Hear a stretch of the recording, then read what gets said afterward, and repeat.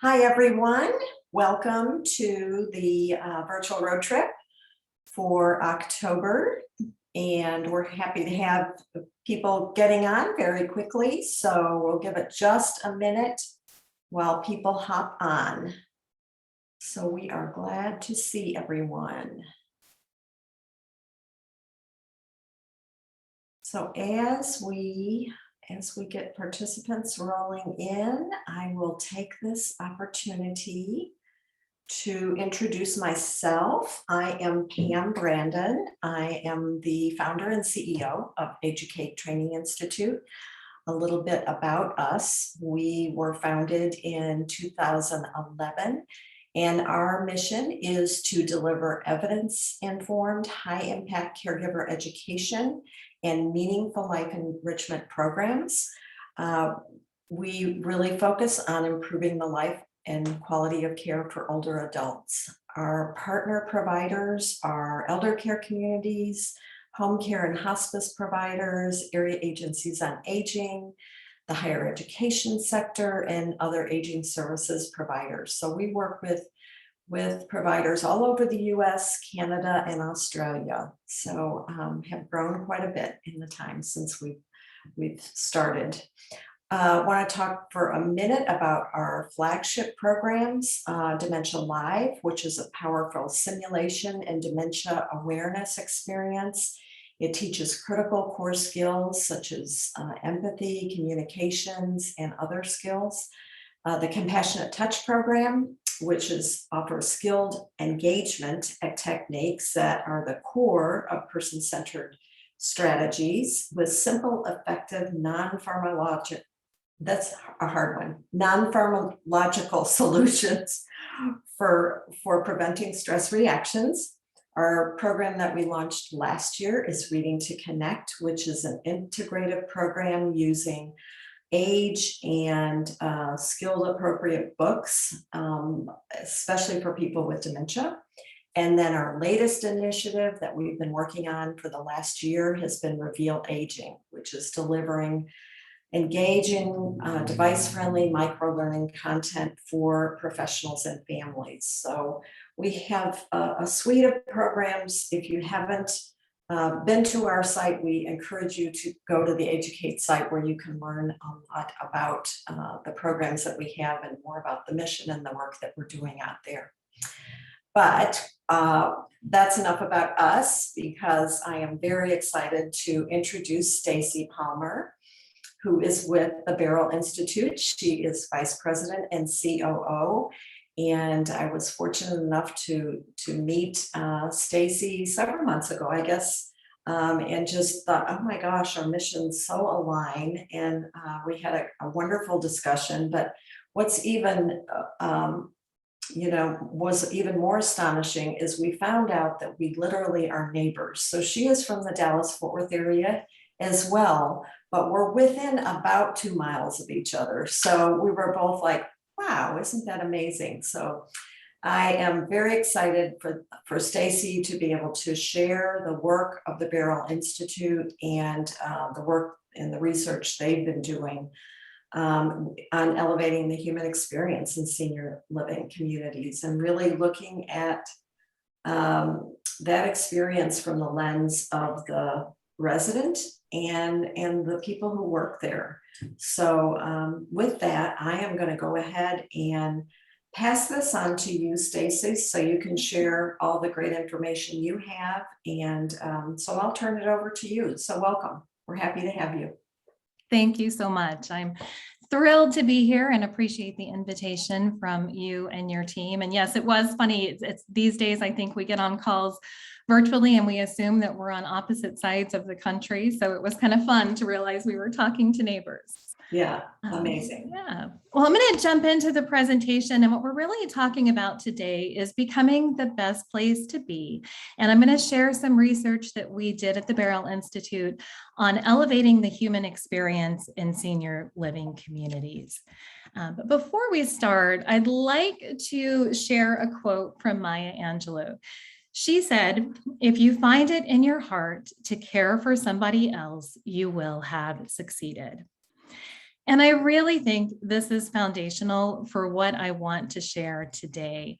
After all, the definition of care is the verb form to feel interest or concern. And at the heart of healthcare, we believe we are all human beings who are caring for human beings. And I'll mention too, when we talk about healthcare, and I'll be talking a little bit about healthcare as we go, we'll talk a little bit more soon about the language between healthcare and patients and residents. But really want to make sure we understand that we are human beings and we're dealing with demonstrating feelings and concerns for others. And I think it feels like such a simple concept sometimes, right? But sometimes in the designing of processes and procedures and our regulations and policies, that simple truth can get lost. But it is at the heart of what we'll be reflecting on today when we talk about our recent research on senior living communities. Before we go there, I do want to share just a little bit about who we are at the Beryl Institute. For any of those of you who are not familiar with us and our work, but we are a global community of healthcare professionals and experienced champions who are truly committed to transforming the human experience in healthcare. We have been around for just over 11 years now, and we have a community of over 58,000 members and just people who are incredibly passionate about making a difference in the healthcare space. Little bit about what we have done over the years. Over the past 11 years, we have helped to frame the field of patient experience. And we've done that at the heart of it. One of the first things we did when we got started was bring together a group of experienced professionals. And there weren't a ton of them at the time, but we brought together a group who virtually created a definition for what experience is. And that's there in the center, the sum of all interactions shaped by an organization's culture that influence patient perceptions across the continuum of care. From that, we have developed, as I mentioned, our community of over 58,000 people. They represent over 85 countries currently. We also brought together our community to develop a body of knowledge of what is important for an experienced professional to know. So we have many programs focused around our body of knowledge. We have a policy forum that does advocacy work. We also have a peer-reviewed open access journal, patient experience journal, that is accessed over 17,000 times per month in over 200 countries and territories. So encourage you to take a look at that if you haven't. And our sister organization, Patient Experience Institute, houses the professional designation for experienced professionals, the Certified Patient Experience Professional designation. So all of this is kind of just a summary of what we have done over the past 11 years and really has been possible because of the community that we have and their willingness to share. We are very big at the Institute in saying that there is not one right way to address experience. It really is different for every organization based on so many different factors, region, demographics, history, and so forth. But we try to be more of a hub, sharing all of the great work that is going on in this space so that our members can come to the Institute, see what other people are doing, and then really decide what might work well for them. And as I mentioned, I want to pause for just a second and acknowledge the term patient, as I will be talking quite a bit today about patients from what we're doing, but it's not necessarily, I know, applicable in senior living or long-term care. But I think that in the context of the foundational frameworks and the ideas that we talk about at the Institute, really they can be interchanged with residents or elders or clients. I know there are many different terms that are used in the long-term care space. And of course, I understand that language can be very sensitive, so I just ask that you keep that in mind for this session today. I'll do my best to make sure and refer to residents or use one of the more commonly used terms. But I think what we're ultimately referring to are the people that you care for and that you support. So let's talk a little bit about experience as well.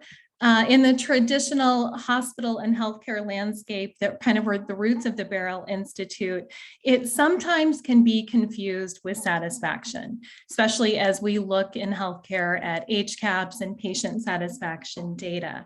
But satisfaction is really to satisfy, or is to cause someone to be happy or pleased. It is very much in the moment. It's the idea of how positive someone feels about their expectations of an encounter.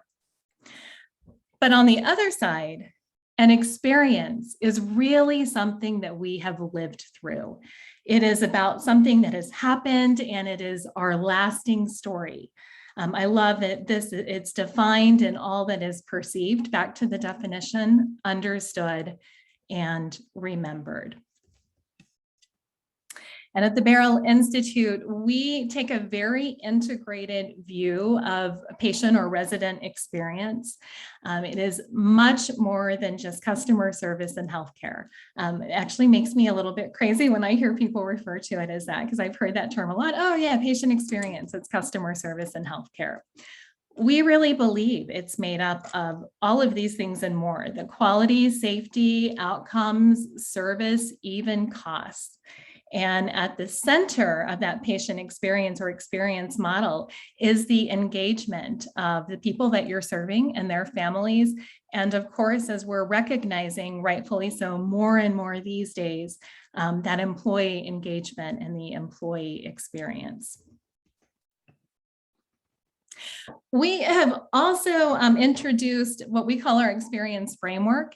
We believe there are multiple lenses through which any experience strategy should be approached. Little bit of background on the experience framework. We actually had some people in our community who people often want a formula or a checklist. And as I mentioned, we do not believe that there is one, but we worked with our community to identify what are the key areas that you should look at as you shape your experience strategies. And these are really the 8 that came up. And that kind of leads me to what we're going to talk about today. So earlier this year, we published a white paper in collaboration with Pioneer Network. Love the team over at Pioneer Network. But it's on, again, becoming the best place to be.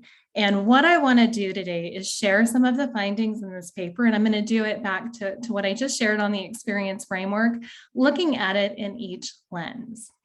So the publication itself actually, as she mentioned, brought in voices of residents and professionals. So we had 12 residents from 4 different living environments across the US, and perspectives of 33 different professionals who were working in this space.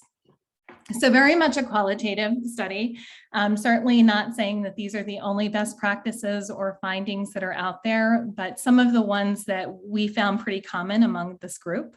And what I would encourage you to do is to share some of your findings as well. I think today's session will be most beneficial if, instead of just me talking, and I've got a lot to share, but I would love to learn from you as well. So if you would open the chat, and as we go through each of the lenses, I would love to hear from you on what you're doing in these spaces as well. All right, so what we learned. And I am going to start with the culture and leadership lens. So this lens is important because we believe that the foundation of any successful experience effort is set on who your organization is, what your purposes and values are, and how it is led. And as we talked to the residents, and we found that they really look for a culture of home in their communities. But too often that they find that the mission or vision or value statements that an organization has are really just words on posters in the hallway or on marketing materials, but not truly lived out by the staff. So really what we found is they called leaders to create a definition for resident experience, to really determine what resident experience means to you, where you are going as an organization, and what you are trying to achieve. And with that, really to move from philosophy to practice. Determine how can you operationalize your mission or vision statements by bridging your purpose with truly aligned actions from your staff. And to instill a culture of accountability. We hear a lot about this in healthcare, and it came up a lot in the paper, how we create this culture of accountability and ensure that everyone who shows up to work has the skills and ability to execute on their purpose.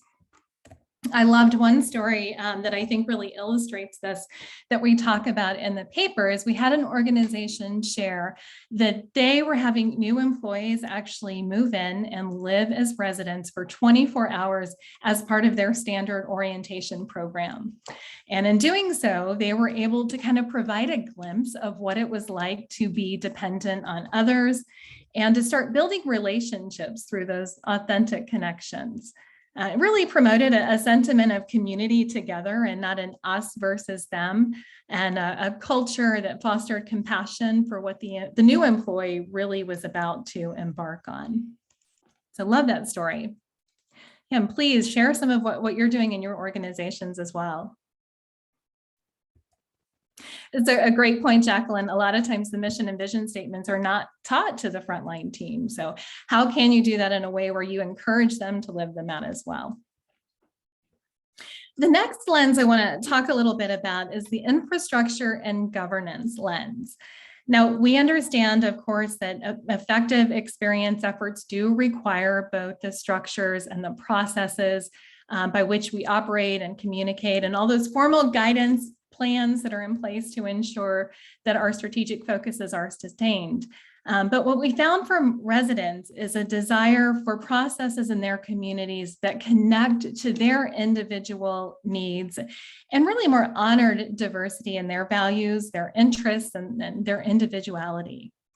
Our professionals that we talk to also acknowledge that their policies at times can block individualism and person-centered care. So what we found are just a few suggestions in this lens that I want to share. And the first one is really to be flexible, to honor kind of meeting the needs of residents as individuals without being overly dictated by tasks or checklists that might not address the quality of life and the human experience. I want to share a quick story on this one. This is Phyllis there on the right, and that is her sister, Rhonda. Phyllis is the youngest member in the nursing home that she lives in. Actually, it's been a few years since I met the two of them. We were recording a video for the Beryl Institute. But Phyllis was one of the youngest members in her nursing home, and her family really wanted her to have a different experience. They wanted her to feel like she was still part of the community. And she wanted to do that as well. So they actually talked to the nursing home community about Phyllis being able to work. They said she was actually the first person in the state of North Carolina to both work and live in a nursing home. And she became a greeter at their local Walmart. And they actually, the nursing home arranged transportation for her. She's not super mobile, so she had to have a special chair to be able to get there, to be able to stay there and do the job. But it was so rewarding for her, and just listening to her talk about it and seeing the smile on her face, to be able to get out and have that experience and be part of the community. So I remember them talking about all the red tape that they had to get through in order to make that happen. But the impact on Phyllis, and I'm going to guess the impact on the people that came into the Walmart, was worth every moment of it. The next one on this that I want to talk about is being transparent and building trust with the outside community by creating relationships that do produce those positive outcomes for the organization, the staff, and the residents. I think Phyllis's story is a great example of that as well. And then I should mention too, although the paper did not focus specifically on COVID, of course, it was on everyone's mind as we've put this paper together and did the research over the last couple of years. We intentionally tried to find practices that would live beyond COVID, but also did bring it in quite a bit as well. For example, on the next one, which is really around how do we be prepared for future crises? and protecting residents by having processes in place that will address staff shortages, reduce safety and clinical issues. And of course, protocols and how do we address a lot of what we're going to talk about today that we're finding in the long-term care communities was isolation and loneliness. I was looking at some of the comments, Melissa, I love that. We've hired residents to be members of the team while they live there. That's awesome. That is amazing for them and you. I love that. Please continue to share. The next one I want to talk about is staff and provider engagement, kind of along those lines. But caring for those delivering and supporting the delivery of care and helping to reaffirm a connection to meaning and purpose for them, we believe is really fundamental to an experience strategy in creating positive experiences. And we found that residents find comfort in having close relationships with staff members, of course, and many of them actually consider them part of their family. And residents have observed that staff who find purpose and meaning in their work, they can tell, right? But they create exceptional experiences for them as well. And the professionals that we talked to also saw that care partners enjoy greater satisfaction in their roles when they feel that they are valued and cared for as employees. So a few suggestions that I want to share in this particular lens. The first is really knowing your team members as individuals. Again, it sounds so simple, but sometimes we just unfortunately don't take time to do this. Our research has found that closely knit teams will experience fewer conflicts and problems, and of course your residents will feel that. And that was a great asset during a crisis time like what we've experienced with COVID-19. Also that self-directed teams, and when you know them more as individuals, are able to be more self-directed because they know each other in that way as well. But they engage staff by empowering them with problem-solving capabilities. And also offer staff a professional experience across the board. One thing that came up in the paper and I thought was really interesting is that part-time staff really need to receive the same level of recognition and importance as their full-time counterparts. Something definitely to keep in mind. And then offering education and training. This was extremely important. How can we encourage and support CNA students and staff who are interested in expanding into leadership roles and having formal processes to be able to do that? And then the last one is really about supporting staff with platforms for weighing in on issues. How can we make an intentional space for staff to talk about their emotions and the stressors and to build support processes that do combat the trauma and burnout? There was quite a bit of talk in the paper, especially during COVID, about having places or forums where people could come and talk about their emotions. And it's incredibly important through a crisis that a practice like this is in place to just make space for conversation. And back to being human beings, caring for human beings, remembering that our staff are going through this incredibly difficult time as well. And one thing I'll mention here, and I don't know if this is something that happens often in the long-term care or senior living space, is Schwartz rounds. If you're familiar with the Schwartz Center for Compassionate Care, they actually go into hospitals and create a formal process for care teams to come together and talk about things that might have gone wrong in organizations or in hospitals and in healthcare, and how they felt. What they learned, and just give them a chance to be a little bit vulnerable and express their emotions. And we actually have a white paper we did at the Beryl Institute with them not too long ago, but just the impact that having that opportunity can have on a healthcare team is pretty significant. So we just encourage you that we find ways to support staff in finding the opportunity to do things like that. The next lens I want to talk about is policy and measurement. We know that experience is driven and influenced by external factors and systemic and financial realities that require metrics to resolve or to effectively measure outcomes and really drive action.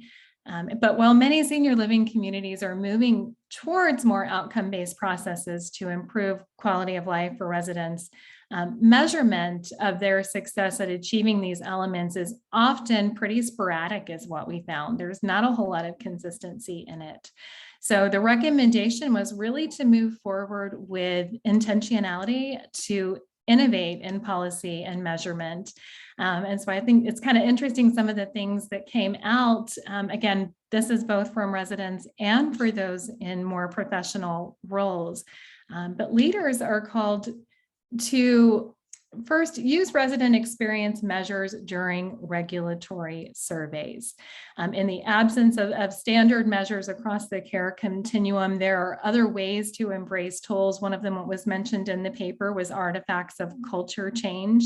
But really finding ways to be able to pull out experience measures and using those available tools to self-measure. Also introducing the concept of community meetings. And these are really, as our residents and professionals share, different from the monthly resident gatherings. But how can you have daily or weekly meetings with residents and families and staff to foster relationship building and capture their feedback in real time? And doing this with frequency and at a faster pace. And lastly, I'll say, counting all voices. Do not discount the voices of certain populations due to cognitive impairments. So finding ways to be able to incorporate feedback from everyone that you serve. One tool that was mentioned in the paper that you all are probably familiar with is the preference-based living.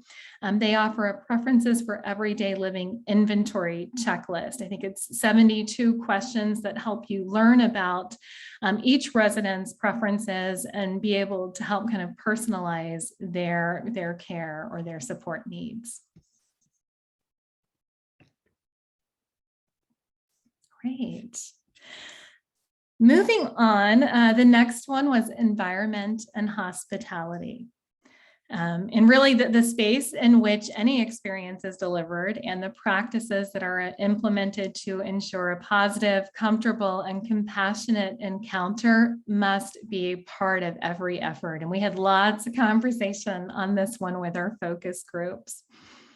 And of course, we know that senior living communities offer a variety of engagement activities that help to fill up the day. Actually, we had a number of residents who kind of warned, and I'm sure you all have experienced this, of activity overload and overcommitting. And what we found is that many people expressed that they appreciated the variety of activities that are offered. But sometimes what they really want is more just getting to know each other, more conversation, more opportunities for just one-on-one dialogue. And so some of the recommendations here, yes, I love that, quality versus quantity, absolutely. Live up to the meaning of community. Make the shift to provide engagement services that are more personable and more collaborative, which means being more deeply involved in the lives of the people living in your building and having a greater understanding of what their personal needs are. There was one story in the paper of one of the residents who moved from one community to another, and she was very excited to sew. That was a big deal at her previous community, and she got to her new community and there was no sewing room. So I think in that case, she actually helped to start one, but understanding the needs of the people who live there and how to help them. And then, of course, taking great care to address isolation and loneliness. We find, of course, that during emergencies and even outside of those moments, isolation and loneliness are often just as harmful as the crisis itself.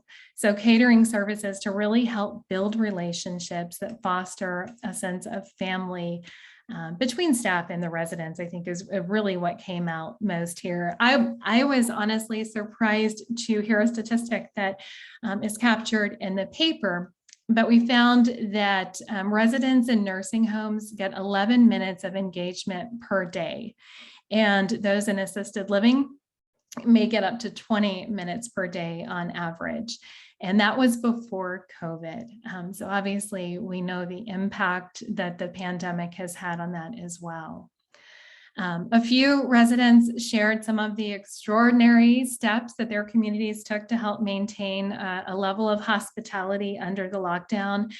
We had one that reported that her health center where her husband was had the staff go into a room just to have conversation.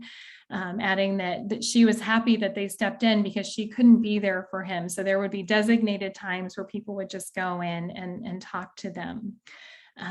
Also, there were several examples cited of where their communities actually helped them to be able to volunteer to help others. I know we've heard stories on the news and stuff of people who have actually done tutoring for kids who were, having to homeschool during the pandemic. And so some of our seniors were able to actually participate in that and help give them more purpose as well as connections with others. And then the other one that came up in the environment and hospitality lens, and I'm not sure if this is where it belongs or if there's a better place for it. Oh, I'm sorry. There we go. Yes, there it is creating transparency around death and dying, and enabling opportunities for resident conversation about death and dying, as people acknowledge that the dialogue itself helps comfort older adults. One of our participants actually mentioned that the hardest thing about living in a senior living community is really coming to grips with the fact that death is part of daily living. And so there's different ways that we can help to foster conversation on that. There was some conversation in the paper as well about the concept of a death cafe, which is growing across many areas.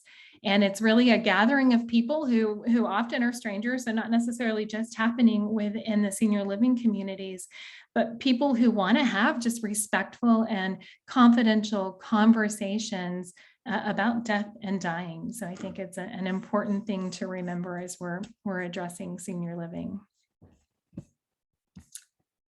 Great. The next one is around innovation and technology. And we know that as a focus on experience expands, it requires new ways of thinking and doing. And there's so many technologies and tools to ensure efficiencies and help extend the boundaries of care. And I think senior living is one place where we found this during the pandemic, maybe more, if not as much as anywhere else. But also there was a lot of learning in the paper where people were saying that there was a realization that seniors could actually engage in social tools and technology with just a little bit of training. So a lot about using things like virtual vacations and tours to help connections and also help address some social isolation and loneliness. Another best practice here was kind of closing the gap on diversity. Acknowledging the languages and the physical and cognitive abilities of the residents, and developing technology platforms that really address that diversity. We had a number of different examples that were cited in the paper, from virtual reality to different music programs, so many opportunities to help impact senior living communities that could be driven by technology. And then, of course, I think one of the biggest opportunities with technology is improving quality of life through personalization. How can we integrate technologies like music and TV programming and other engagement platforms to provide that personalized experience? And of course, there's a level of training and support that's necessary. So there was a lot of discussion in the paper on that as well. But one thing that was acknowledged is kind of the silver lining of the crisis for senior living communities was that being forced to embrace advanced technology to connect people during the emergency while keeping them safe was a great learning opportunity for many of our contributors. All right, just a couple more that I want to touch on. And the next one, and probably one of the most active ones we had from our focus groups, was on resident, family, and community engagement.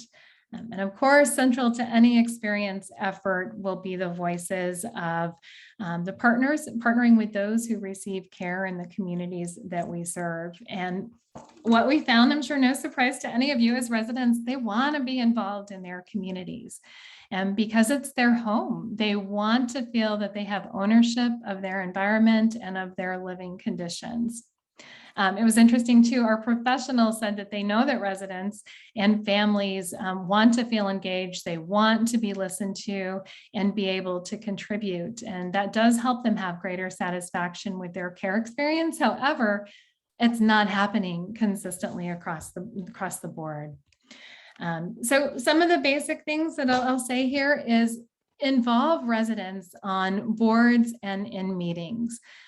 Include those multiple voices on boards, and they'll help contribute to quality of life issues that matter the most to them as residents. And form a resident experience committee. That was another suggestion that came up. Embrace the idea and the ideas and the energy that residents, they really do long to share and to improve their community experience overall. I love this picture, and I think that it's kind of, these aren't people directly from our paper, but I feel like the looks on their face express some of the excitement and the energy around this topic when we had our focus group. But I want to share a couple of the quotes from the focus group. One man said, 2 years on the board as president of the Residents Association, and nothing I ever said at any meeting was put into the minutes. It's like I wasn't there. Another one said, I see the agenda for the Residents Association meeting, and it's the dullest stuff, basically responding to regulatory things.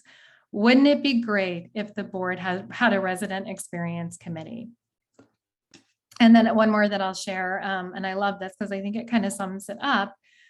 We are a generation of movers and shakers. It's up to us to create a fluid model for this kind of thinking in these environments.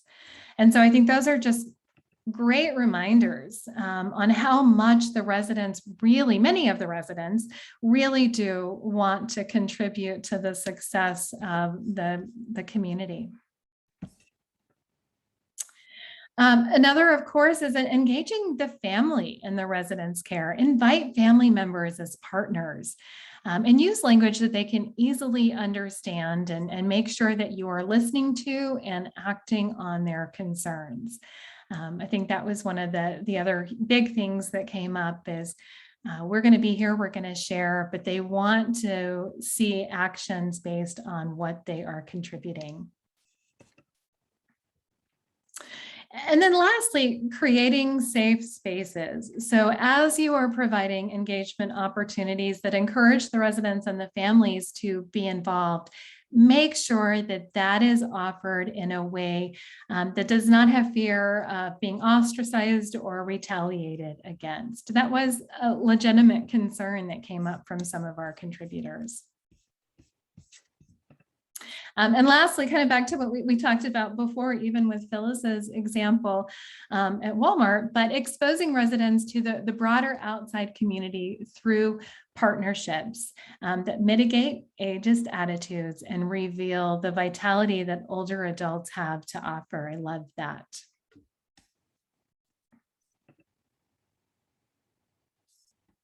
Right, next, and we just have, I think this might be our last one, quality and clinical excellence.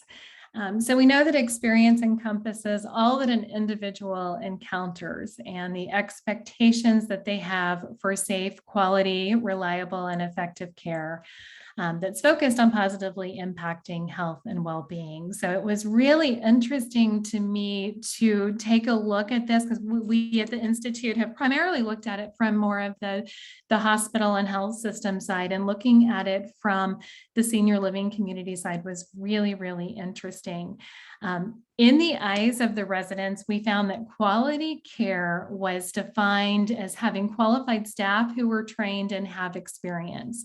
But it also refers to dedicated staffing or consistent assignments, which was something that they very much valued, is getting to know their caregivers as a person. The professionals that we talked to acknowledged really the challenge of measuring quality and excellence due to the lack of consistent standards in senior living communities. In the absence of standard measures, they kind of made some recommendations on things that they think are important for leaders to consider. And that's what I want to share today. The first one really is around instilling confidence in those that you serve. Reassure your residents and families that the professionals who are taking care of them have the skills and abilities to do so. And I will say this is one thing that came up a couple of times during COVID, is there was a lot of uncertainty as staff members might have become infected or been exposed and had to quarantine. A lot of changing of the guards, changing shifts, and people bringing in people who the residents were not familiar with created a lot of anxiety.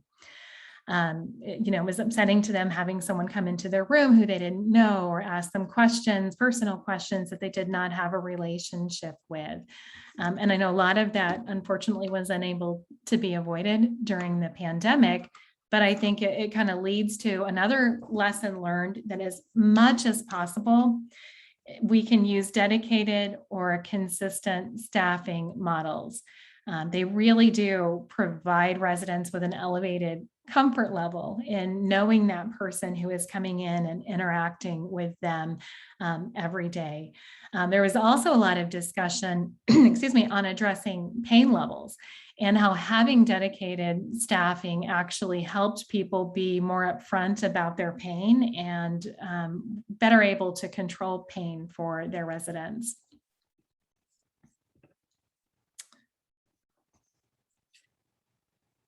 The other one that came up is really almost around that as well, is making sure that residents are offered that same level of care on a 24/7 basis. So balancing quality and safety regardless of the shift, so that the night shift is just as qualified and there's just as much as confidence in them as there is in the day shift. Yeah, I love that, Laura. Educating residents and families on your training and education program for staff is a great way to build trust. I think that's wonderful. Show them that it's something that you are paying attention to and that you have a plan in place for. There was some talk on considering music and art as alternatives to medication and as mediums to improve resident experience and quality of life. And lastly, a lot of talk on the importance of knowing the resident beyond the clinical diagnosis. And I want to share a story here this is actually one that we captured in a paper, a long-term care paper that we did a number of years ago. It's probably back in 2015 or 2016 on the person-centered experience in long-term care. But we had one of our contributors share that they had a director who was on the unit that was speaking to housekeeper about a resident on her floor who she said was just not acting like herself. And then the director actually said, well, I just saw her. She looks just as perfect and normal as she always does. I didn't see anything wrong with her at all. And the housekeeper said, every time I go into her room, she sings in the morning. And this morning, she wasn't singing to me. Something is not right. So they actually looked into it a little bit further and found out that the resident had a urinary tract infection. And the housekeeper, because she had a personal relationship with this resident, was the one who actually discovered it because of a change in her behavior.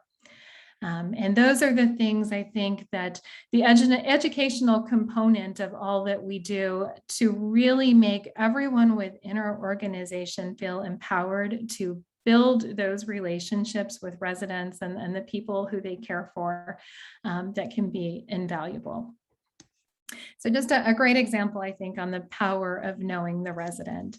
And I want to share one quote. This is from Shannon Connor Phillips from Intermountain Health.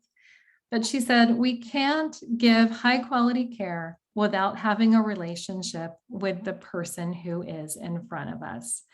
And I think that kind of sums up the importance of what we found through this paper. It's so many opportunities to help make a difference for the people that we serve. Yes, I love that, Laura. Thank you so much. Yes.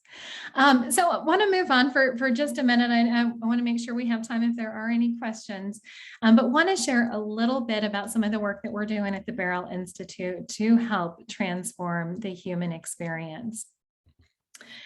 We actually introduced earlier this year something we're calling the Declaration for Human Experience, because we know that we, through this pandemic, have had a fundamental shift in thinking and and direction is needed, and that there is no normal to which we will return. So we have an incredible opportunity to embrace the learnings from the last 2 years and let them help us to make improvements. We have also acknowledged that our current realities are calling us to forge a new existence that helps us to look beyond the distinct silos of patient experience, employee engagement, and community health, but really to focus on that common thread that binds each of these areas together, which is what, if you take a look at the declaration, and I'll show you how to do that in just a bit, it's what we're calling the human experience. So just a quick visual that kind of sums that up. We are not saying that the term patient experience is not important anymore or not part of our vernacular, but we believe that that is part of the overall human experience, and that we are all going to get better when we embrace the patient experience with the workforce experience and community experience. In doing that, I just want to encourage you to go to transformhx.org and read the Declaration for Human Experience. And I hope that you will sign it. There's an opportunity for you to sign either as an individual or to sign as an organization. And in doing so, really what it is making your kind of public commitment to help transform the human experience. And there's 3 specific commitments that we are really focusing on, and a lot of our work at the Institute over the next couple years will be focused on these areas. Those first 3 really being the main commitments of acknowledging and dismantling systemic racism and prejudice, to tackle disparities and make sure that we are providing the highest quality, most equitable care possible. And the second one, and I think this is just as important in senior living, if not more so than in hospitals and health systems, but understanding and acting on the needs and the vulnerabilities of the healthcare workforce. And how can we help to reaffirm and re-energize their purpose?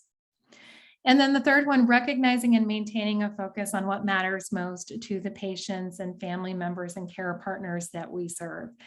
And at the Institute, we're really about helping to share these messages and the ideas that support them through shared learning between organizations like AGE-u-cate and like the work that we did on this paper with Pioneer Network, but really trying to find ways that we can have a more human-centered, equitable, and effective healthcare system. Again, what we are ultimately here for or here doing is being human beings caring for human beings. So I'm hopeful that some of the things that we were able to share through this paper might have inspired you in certain ways, and I appreciate those of you who shared in the chat as well. But one last quote I want to leave you with before we see if there were any questions, and this is from one of my favorite authors, Dr. Seuss. "Unless someone like you cares a whole awful lot, nothing is going to get better. It's not." And so I think it just reinforces the amazing opportunity we all have to help make a difference in the communities that we serve. And with that, I think I am going to turn it back over to you. Thank you so much. This could not have been more perfect timing, I think, as so many organizations are taking a new look at, moving forward. And wow, I have many notes that Well, I hope it was helpful. And too, I should mention, I think we do have the code available for the paper for anyone who's on who wants to download it. There's a code for a complimentary download. Yeah, we'll send that out to all those who are registered. I want to encourage anybody who does have questions to, certainly we've got a few moments. Put those questions into the chat box so Stacy can address those. But yeah, it's very inspirational. I think there's so many things that while we've learned so much during COVID, I think, with the challenges, it also gave us all an opportunity, no matter what organization, to say, let's step back for a moment and, are we living out our mission? Are we including all these, everyone we should be including? The one, I put a note down here when you were talking about part-time. Including part-time employees in the mission. We could very well see more and more part-time employees come into this space. So, are we making a pathway for them as well? Because they may start part-time and go full-time, or they may keep going part-time and enjoy it and be a very valuable employee. So those shifts in what we're seeing in the workforce could very well include that. But yeah, I think that this was a reminder for all of us who work in the aging space of why we are here, and that is to care, because we're caring individuals, and you just gave us more food for thought on how we can all do this better. So I saw that Julie added a question about any suggestions for one thing that could be done right now to help move the needle a bit with becoming a culture around resident experience. Because you're right, Julie, it's not easy. I will say one of the biggest opportunities, I think, as simple as it sounds, is to listen to those that you serve and that you are supporting, and understanding what their needs and their desires are. It was a little bit heartbreaking, the quote that I read about one of the residents who would voice his opinion, who would participate in meetings, but was never really taken seriously. It was almost like a token just to have him there to say they did it. But I think the real opportunity is in acknowledging the important voice that they have. And back to the picture of the smiling people, which I love, but the passion that they have around it too, and it helps to give them purpose. So I think helping our teams to understand that and embrace that is probably one of the biggest opportunities. Yeah, that was a great story, and just a reminder that no one wants to be unheard. We all have a voice. Yeah. We all want to be heard. The residents, the staff, leadership, and we all have to work together on that. So Absolutely. really great. If there are no more questions, I just want to thank you again, Stacy, for the great and inspirational information and the hard work the Beryl Institute did to pull this valuable tool together for us all. Well, thank you for the invitation. Yeah, absolutely. So November 17th is our next virtual road trip. We are going to be sharing innovative tools and ideas to help aging services providers to develop pathways to quality of life, good tool to follow after this great webinar, I think. And then in December, we're going to be sharing inspirational stories for us all to learn from and be empowered with. So after this, we're going to be sending out the recording for this. There'll be a link for the white paper, as you said. And also, we're going to give you some more information on the stories that we're looking for December. So we look forward to seeing you again.